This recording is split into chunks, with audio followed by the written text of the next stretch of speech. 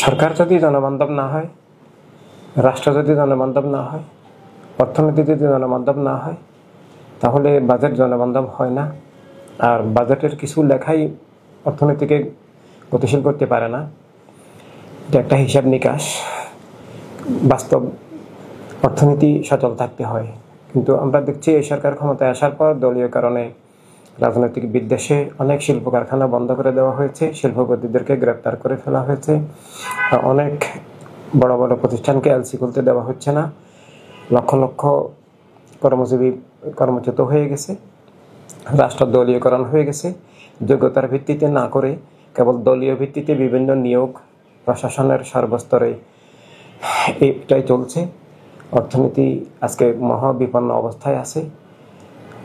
বিনিয়োগ নাই। নির্বাচিত সরকার না হলে আসলে বিনিয়োগ হয় না। দেশের ভিতরের বাহিরের কেউ বিনিয়োগ করতে সাহস পায় না।